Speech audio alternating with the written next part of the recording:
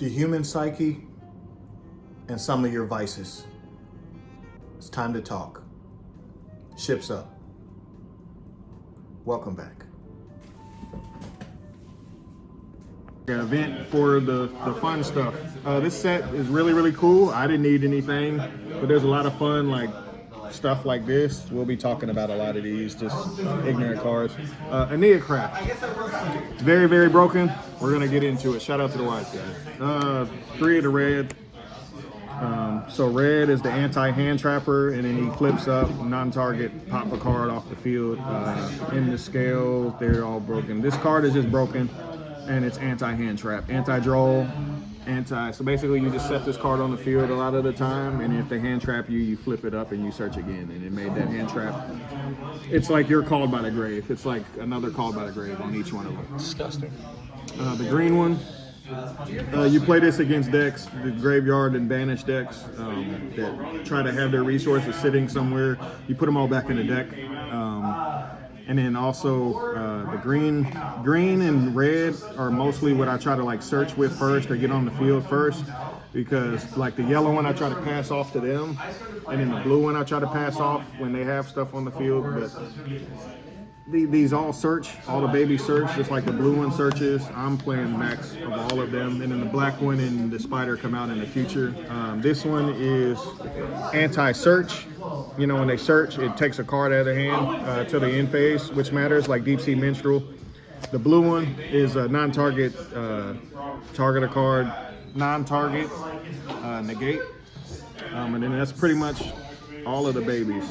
I feel like you just need to max out on consistency, and the consistency is everything in this deck. That's fake news, dog. Fake news. Astropixia is anti-targeting. 2 cards get negated. You flip it up, and then also banish a card completely out of their hand, and it's never coming back, and it's face down. So like Fenrir is a card completely out of there. This card power creeps Fenrir so hard. I haven't seen Fenrir in a while, but if I did, that card. Leon, I feel like a lot of people are like all over the place. I'm just playing one. You don't need more than that. It does its job. It gets the job done. And if it flips up, all hell's gonna break loose, and it kind of returns everything back to where it came from. 3 of the tail. Tail is anti-destruction. Speaks for itself. 3 of the Mar. Mar is very powerful. It's Quaking Mirror Force on legs, and then also it's a flat out negate, omni negate on your turn. If they have something on the field that activates, it just negates it.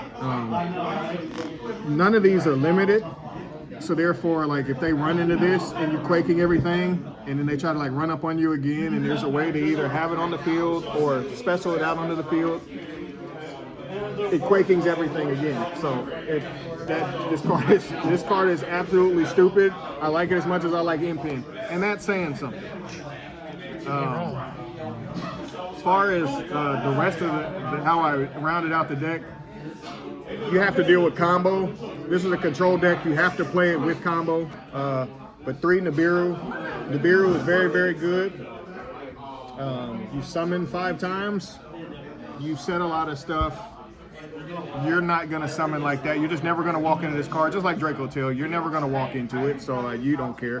You can play low to the ground like you want to. This is the best choice for me if you're playing against combo, destruction against combo decks. Just because they always try to end on something, and then they always try to sit on a whole lot of stuff, and everybody's inboard has 3 monsters on it. Everybody's current inboard, if you look at all these spreadsheets, you look at everything, everybody's ending on something crazy, like MST archetype, tribute over everything. And then it's your turn anyway. You know, like if you went second, I went first. So I highly recommend these. I wouldn't change it right now. That's disgusting. Yeah, not everybody's, I kind of want to play raw. Challenge me, don't challenge me, I might actually try it. I played like Versatile. This, I don't mind if I draw it. If I draw going first, it just is what it is. But draw, being allowed to open up how you do and then still draw people is dumb. Playing 2 is a lot of fun. You don't miss the third. You don't need the third. And then Shifter is Shifter. a couple of times it kind of conflicts with the spells, but it's still an extraordinarily powerful card that dominates people completely out of the game. Indianapolis, not Minneapolis, Indianapolis is the third of the spells that you don't want to search. I believe in 2. 3 is wrong because you don't want to keep seeing a card that can just bounce cards and like play with. It's not a resource management. It's like a win condition, I guess. Right. It's like I don't want to grab this. It's a burn, so it's like why would it? I never go for this first. I always go for release and reverse. You go for release first, you go for reverse second. That's just my opinion, unless your hands will dictate what you do. But release is the best card in the deck. It's not even a question. It's pretty much everything. It's anti-draw as well as the YUGIOH. As I mentioned earlier, you flip it up. But this, if they draw you, and you can put this card in the scale, and if you have the field spell somewhere, then you just bounce whatever you put in the scale into your hand anyway. So then you just search it, then you just went right through draw. Get out. And then more anti-draw. So shifter, this. You can play right through hand traps. 40 cards, man. No extra, it doesn't matter. You play Jurak stuff. If you're playing Zabor, sure. If you're not, you're like utility stuff, Ultimate Slayer stuff, who cares? This can be 3 Vanities Fiends. The 24, a lot of people have like 2400s that can just come out onto the field rather easily, and it's kind of annoying. So I just wanted to try something in that spot. I didn't want to play 3 Vanities Fiend, and it's been working. So I'd still have been doing it. Then obviously everybody knows about you just putting these on the board. It's playing low to the ground. When you're going first, you play very, very, very low to the ground, and you just sit it next to stuff like this, and they can't get it off the board. And it might actually get the card banned, which I hope never happens. Some of my favorite cards. These are some of the cards for going second. I feel like these speak for themselves.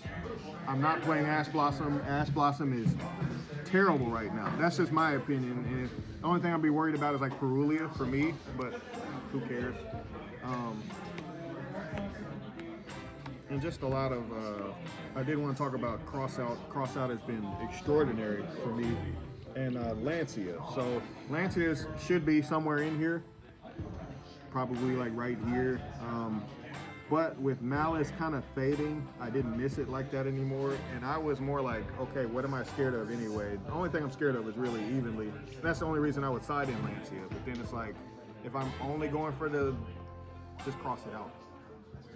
And then I deal with the draw that way too. So when I'm going first, and I know I'm going first, and it's really, really self-explanatory. And with that, I'm out. Shout out to the YUGIOH.